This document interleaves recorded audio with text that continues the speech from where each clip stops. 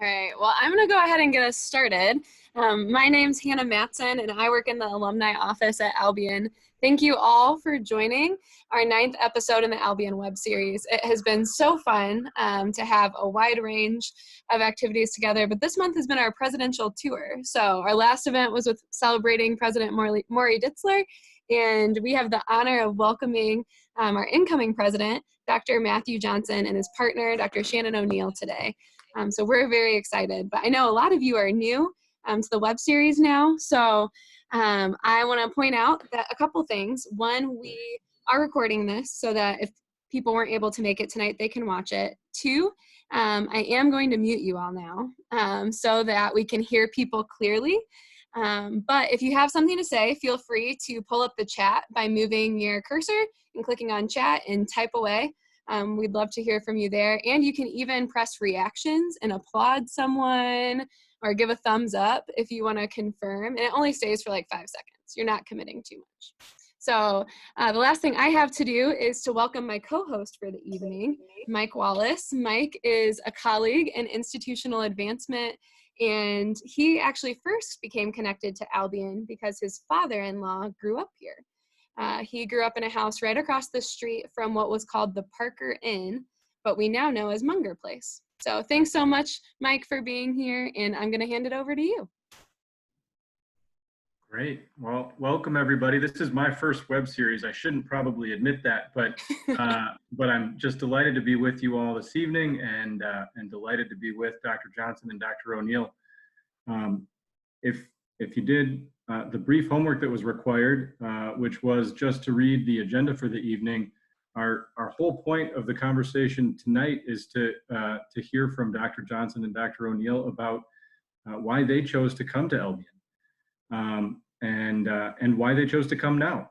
So I think I'm going to turn it over just right away to Dr. Johnson and Dr. O'Neill, and I'm sure even though you're all muted, you'll join me in welcoming them both this evening. Yep. Are we muted? Are we good? You're good. We're unmuted now? Yeah. Good. All right. Thank you, Mike. I have to say, we feel like we're the ones who are accompanying the celebrities this evening, because Hannah has been doing this web video for quite some time. And as we became familiar with Albion, even before I accepted the position, Dr. O'Neill was telling people about the web series and Hannah's great work with the web. So we feel like we've made it in life, because we're on the web series of Hannah's. And the dots behind Mike, I feel like I dream about, because we're on meeting calls so frequently. And he's worn a jacket this evening to show me up, I think, a little bit.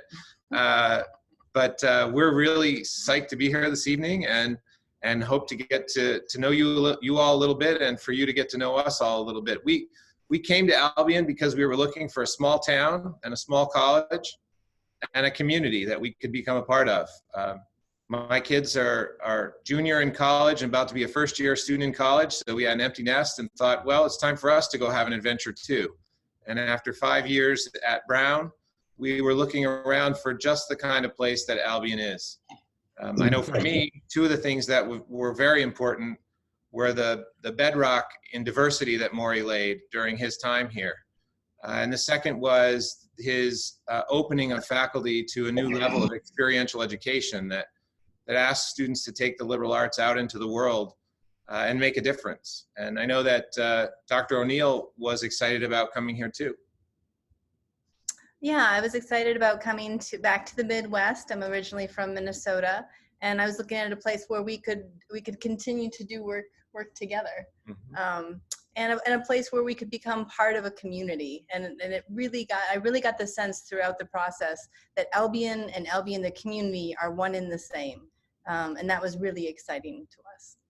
And we certainly see that as we were chatting with Mary a bit ago. It seems like everyone in Albion, everyone we work with, is our neighbor here. I pull out of the driveway here at 501 and down Michigan Avenue, and everyone waves.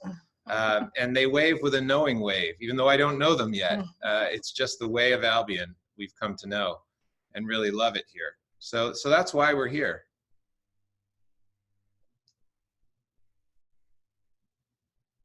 Well, Dr. Johnson and Dr. O'Neill, as you've started to settle in and get unpacked, is there what has jumped out to you either about campus or about the community? Are there already visuals that just have come to define campus in these early days to you that stand out and you just can't help but think how beautiful? Yeah, I'm not going to remember the street names yet, so you're going to have to help me out, Mike. But when I stand with my back facing Wesley Hall and I cross the street and I walk onto campus, that's my favorite place to walk onto campus. And that street, I don't know the name of it, but it frames the academic quad and Ferguson Hall. You can see the tower of Ferguson Hall up through the trees on the academic green. It's just a really quintessential, beautiful liberal arts college shot. And so whenever I walk onto campus from the house, I often go out of my way to enter the main campus in that way because it's such a beautiful, beautiful spot. I'm still getting to know the lay of the land, so to speak. I got another walk scheduled with Keena Williams tomorrow morning at 7:30. So I'm still getting my bearings, but I've been really impressed with the beauty of the buildings. I think the atrium in the Science Center, when we went through that, was quite stunning. I love Victory Park. Trisha Franzen and I walked through the cemetery, a beautiful location. So I'm just really still exploring and looking for early morning walking partners if anybody is up for a walk. Yeah. And I would just add to that about the buildings. So many of the buildings here at Albion, as you walk into the foyer, they often are open clear up to the 4th floor with some combination of a switchback staircase or a spiral staircase, and it's really just sort of a grand entrance into many of the buildings on campus. The other place that I really have grown to love is the athletic campus down at the Dow. Really beautiful space right up against the river there. Great green space for our athletes, and now with the Serra Fitness Center, there's going to be a great new glass enclosure for student and other fitness activities. So really beautiful place to be. So, well, I'm sure that, there are lots of folks on the call who have their favorite spots on campus, and feel free to drop those in the chat. We'd love that. And even though because of the size of the call, we have you all unmuted or on mute, we'd love your ideas or comments or questions to pop up in that chat that Hannah mentioned. So I think one of the questions that's on my mind is, as you walk around campus and you see campus without students, there's a lot of planning going on to bring students back. Is there anything that that we should or that you'd like to share in terms of our initial planning for the fall semester with the group? Sure. So for those of you who don't know, we are doing everything we can to bring students back to campus. The faculty and staff have worked hard to design a new semester schedule that will be 2 7-week modules, and students will take 2 classes in each of those 7-week modules. So the classes will be slightly accelerated, but they'll only do 2 at a time. And that gives us a break in the middle of the semester where if we do need to go home for the latter part of the semester, it doesn't interrupt the end of a course because it's in the second 7-week module. It also gives us the opportunity to try some really exciting and innovative educational practices. So for example, the first-year students who will take a first-year seminar, as all first-year students at Albion have for many years, those first-year seminars will be paired with a second course, a history course or a biology course or a physics course, and the same, say, 17 students in the first-year seminar will go to the same history course.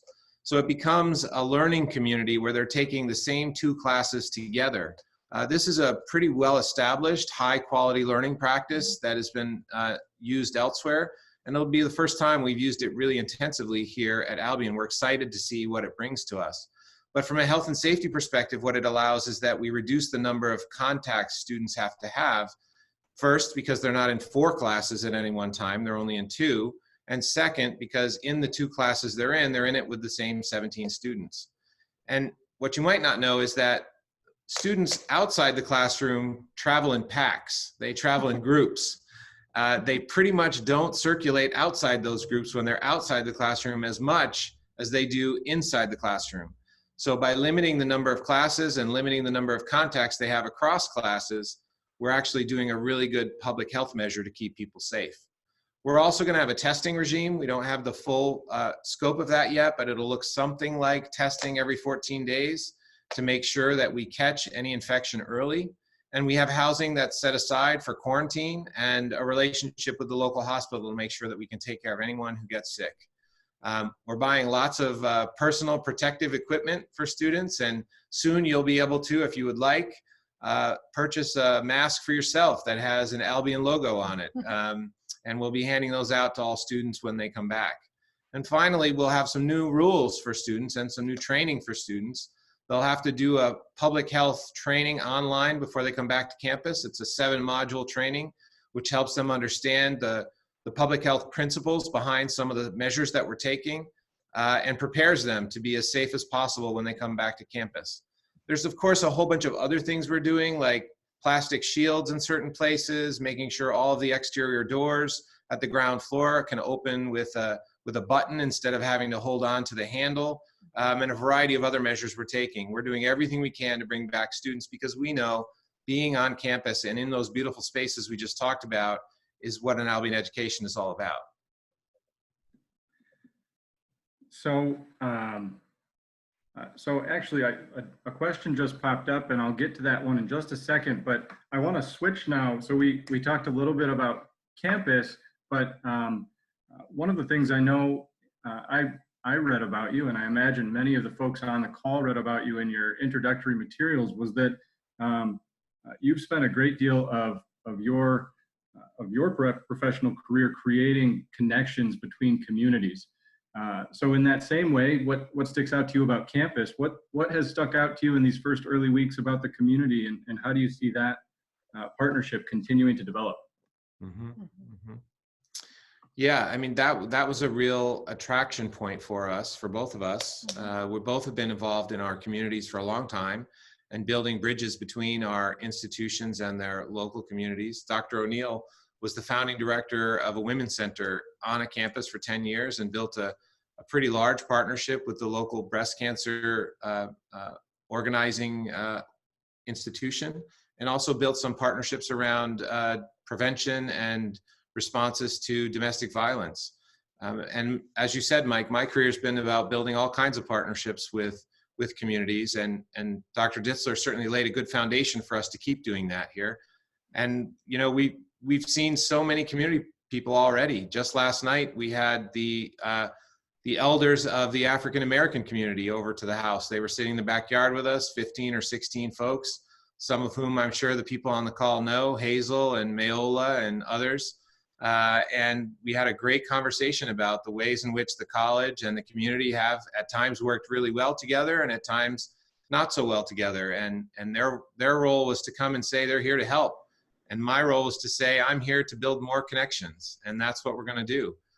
We've actually been down on Superior Street a few times talking to some of the business owners already about partnerships we intend to make. And today I had a conversation with the Wilson Institute about expanding our partnership with the EMS squad in town and other ways that we can partner with the city of Albion. There's a lot that we can do together here, and that's part of what brought us. Lots of opportunity. Yes. Really. There's lots of opportunity. Well, whether you intended to directly answer the question that popped into the chat or not, Dr. Johnson, I think you did. So that was, does the college have plans to work with the city of Albion to improve downtown development, business, and industry? Another one, so Dr. O'Neill, you know, thinking about your comment just now, you know, lots of opportunity. What are you most excited about, if I can ask, and just you know, dig a little bit deeper into that? I'm really excited about working with students. I mean, that is something that gives me great joy, particularly students who might be taking a non-linear pathway through their college career, which I think perhaps some people on the call might be able to identify with. But you know, when when students hit some roadblocks, it's often, you know, particularly at a really small college, that it's really the relationships that matter that can help get somebody through to that really important diploma. So I'm really looking forward to being a part of that process and identifying any particular policy or institutional barriers that might be in the way of that.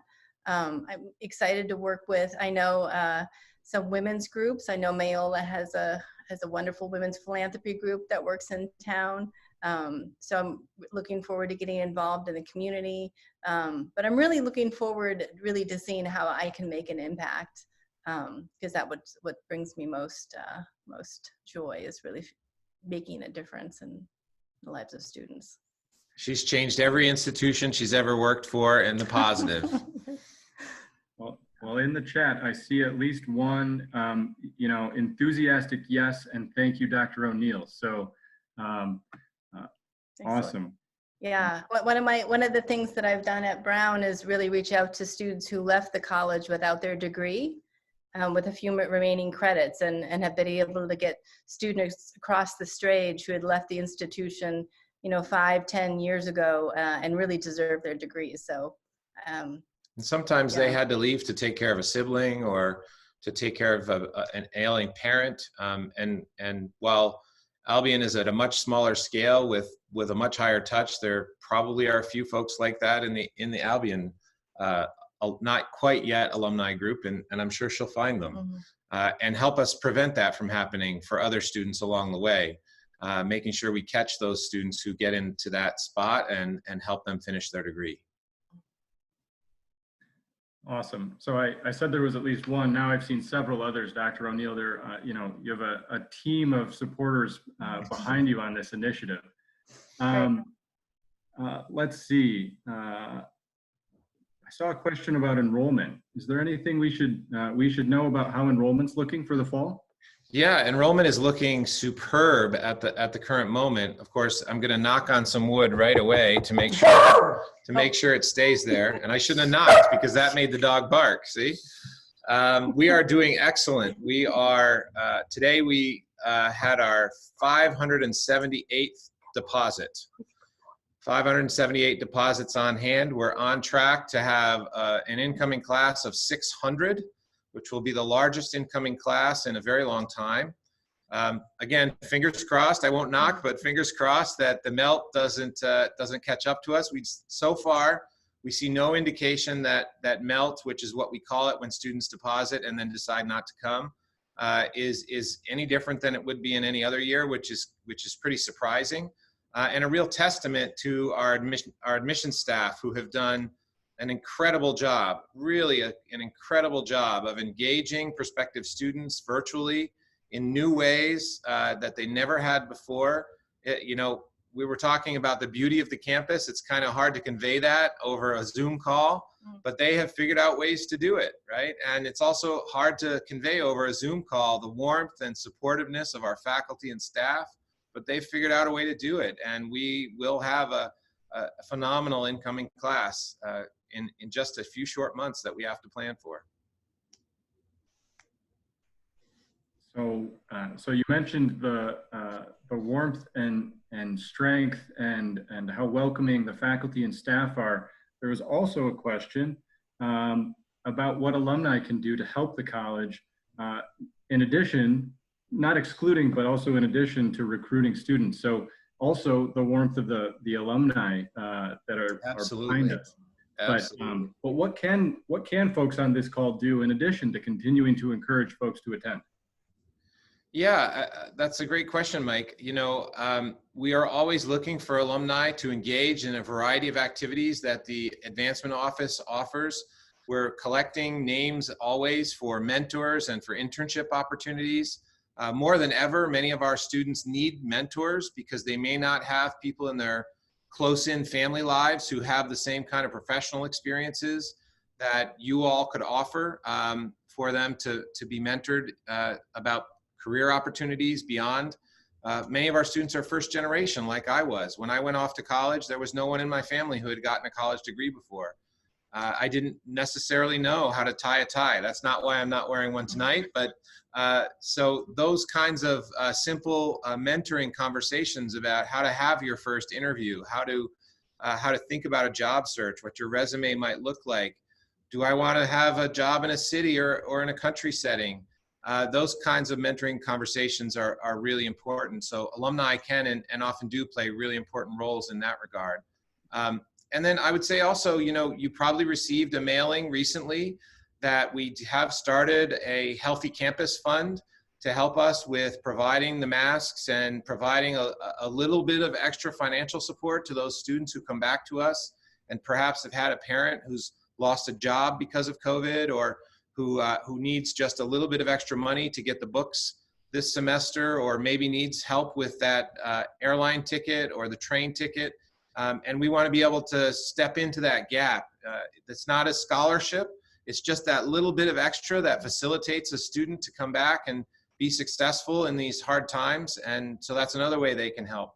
And of course, we're approaching the end of the year in terms of giving. So we do want to make sure that we telegraph the end of the year is coming as well. But I want to go back to my original point, which is that engagement is really the key piece that we need from alumni, engaging with our students, coming back to campus, speaking in classes, coming to reunion, and showing your school spirit, getting the word out, wearing your Albion gear, buy one of those face masks and wear it around town and have people ask you about it. All of those things, wearing your Albion pride, that's the most important piece. Yeah, really exciting when we're welcoming new students. We're not just welcoming them to the campus community, we're welcoming them to the greater Albion community and greater Albion College community, which you are a part of, which is really exciting. Yeah. Awesome. Well, I let's see, there are two questions that I'm going to try and combine into one, because I think it's fitting. So one question is, how does the campus plan on supporting faculty, staff, and students of color with the current incidents happening toward the Black community? And how are you planning on educating the entire campus on equity, diversity, and inclusion? And I'll combine this other question, which is to say, I know that you've been working hand in hand with the faculty at large on these issues. And so that other question was, how are you getting to know the faculty already? Yeah, so I think I've probably met every single faculty member at this point. I've been on a variety of calls, sometimes with as many as 150 people having conversations. It is possible actually to do that, but also in lots of smaller meetings and one-on-ones, and engage the faculty in some really interesting imagining together about new elements of Albion we might pull forward, a data science initiative and a health initiative, and some other curricular initiatives. So definitely a lot of engagement and support there. We're also ramping up additional support for faculty to prepare for the fall. So some additional training around how to do accelerated teaching, and also to be prepared in case they need to go back online at some point. With regard to the African American and other historically marginalized communities on campus, I would direct you to two emails, two notices or bulletins I sent out in the past couple of weeks. One addresses directly the racial tensions in our country today, and the history of white supremacy, both in our country at large and in our institutional lives, often baked into the way our institutions operate. And the other one was just sent out, I think, yesterday, about the new Supreme Court ruling relative to our LGBTQ colleagues, friends, family members. I stand squarely in the position of the fact that we ought to be an inclusive community in every way, shape, and form that we can. And so what I've said in the first of those bulletins was that in September, every office on campus will have to have in writing a diversity and inclusion action plan for itself. How will they answer the question of how to become a more inclusive office and a more inclusive institution? And those plans will be public for every single office on campus. And then we will assess the progress towards those plans on an annual basis, and those assessments will be public, because we need to take action, and we need to really create on our campus a sense of belonging for everyone, because learning happens when you belong. And if you don't feel like you belong because of microaggressions that are happening around campus, or stereotype threat, or other policies that privilege certain groups and deny access to other groups, then you're not in a position to learn. And so our job together and our history together is to make campuses a place of belonging for everyone. And so that's my commitment to you all on the call, and I encourage you to read the 2 statements that I've recently put out about this. And Hannah just, so thank you, Dr. Johnson. Hannah just mentioned in the chat, so everybody is aware, if you receive the Brit Online alumni newsletter that comes by email, it was delivered today, and links to both of those statements are included in that, that edition. As we come towards the end of the time, this question popped up, and I think it's a wonderful question, and that is, you know, well, I'm trying to find it. So sorry. Let's see. What would you tell a potential student on why they should attend Albion? You know, knowing what you know so far, and I'm sure this will continue to evolve, but knowing what you know right now, why should you know, future college students attend Albion? Yeah, that's a great question.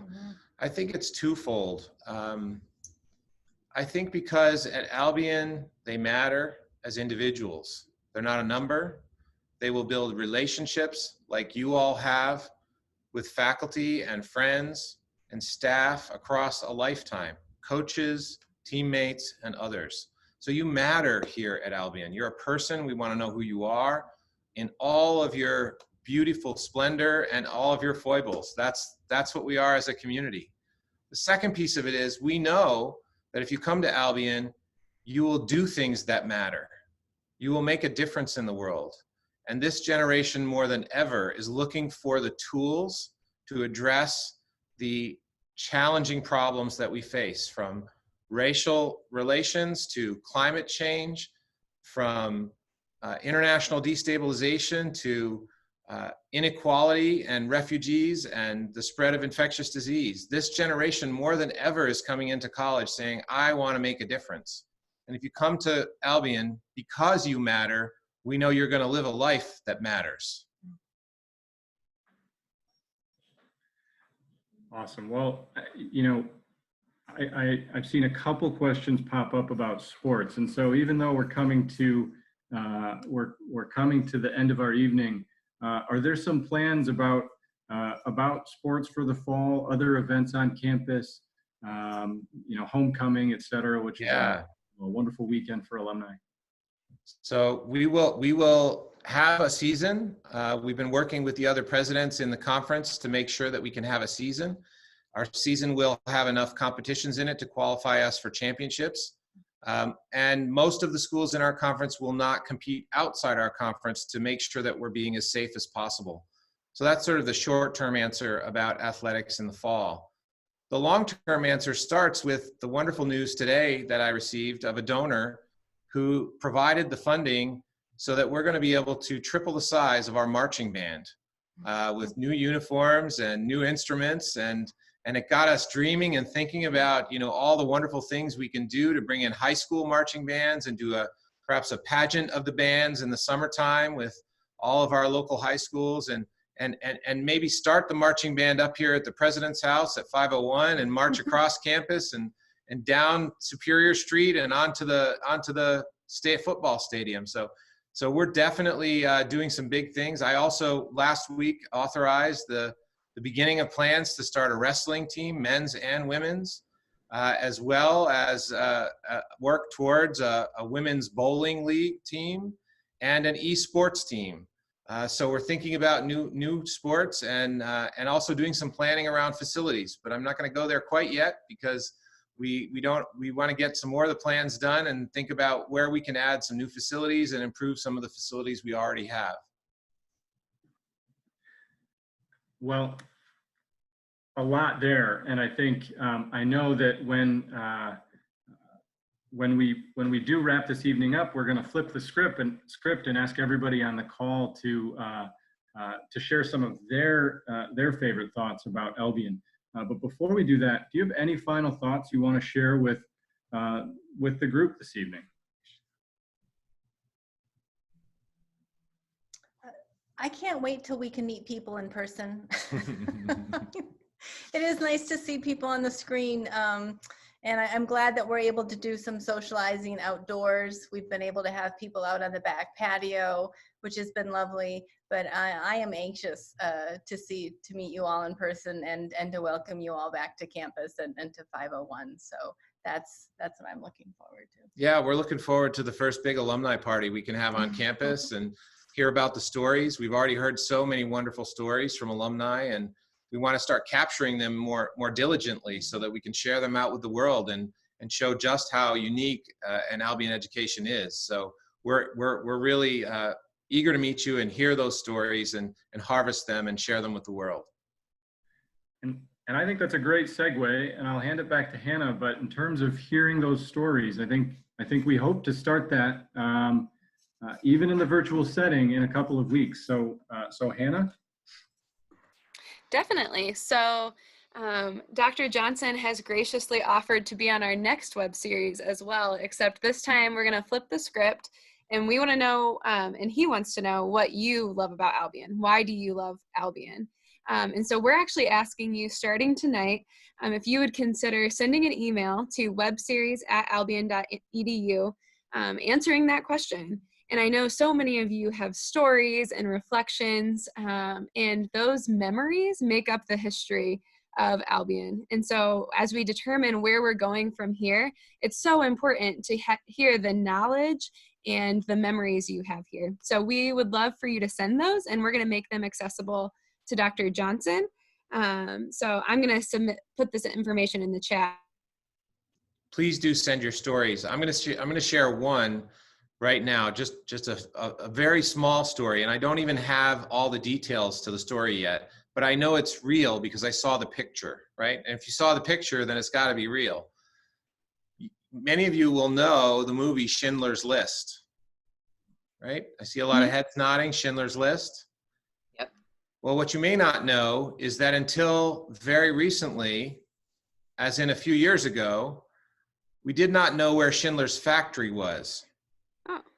It was a group of Albion College students and an Albion College faculty member who figured out where Schindler's factory was. And if you go there today, there is a plaque on the wall that says, "Thanks to the students and faculty of Albion College for finding this important historical landmark." That's just one of all the amazing stories that I've been hearing and that we can document. We need to collect those stories. We need to hear about the things you love about Albion so that we can share them out with the rest of the world and brag a bit about you and about this institution. For sure. So we are excited to hear more stories. If you can top that, I'm going to be really impressed. But we would love to hear more of your stories. And like I said, you just have to send it to webseries@albion.edu. And we just ask that you include your name, your graduation year, if you're an alumni, and any current role you hold with the college or the city that would give helpful context to what your reflections are. And we ask that you submit them by July 8th, because July 15th is when Dr. Johnson will be back on the web series with us. And he's going to invite some of the people who sent in responses to have a conversation about their stories, to elaborate, and he'll get the chance to ask questions as a sociologist about what this place is all about and why it means so much to us. So we are super excited for our next event, which will be July 15th. So now I know I've really made it, because not only do I get to be on the famous person's show, Hannah is actually going to let me guest host. Can you believe it? Yeah. We haven't had anybody guest host and be the featured guest. So there we go. First. Yeah. There's a first. Yeah. And Dr. Johnson and Dr. O'Neill, thank you so much. And Hannah, thank you so much. I think, is it still an option that the mics go open and anybody who'd like to hang around can, or have we exceeded the number where that's possible? We can do that, yeah. So we have reached the official end of our call, and I want to thank you all for being on here. I feel like these calls are just so special because of the number of you who tune in live, and it really feels like we celebrate these things as a community. And obviously, special thank you to Mike for co-hosting, and to Dr. Johnson and Dr. O'Neill for making time to get to know this community and for seeing that as a priority. So thank you all. This is the official end, but if there's like a classmate that you've been dying to talk to, we're gonna keep the stream going for at least 5 more minutes, but there's no more content. Thank you all. Thank you. We look forward to meeting you in person. Yes. Thank you. Perfect. And I will allow people to unmute themselves now.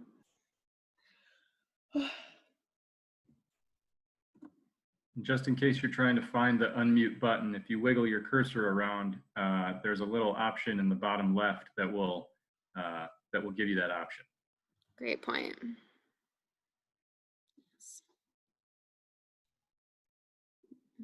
Great Nice job, Mike. Nice job, Hannah. You too, Mike. Oh, thank you so much, Jim. Good to see you. Thanks, Jim. Good to see you. Yeah, you too, Mike. No Zoom background this week. What's that about?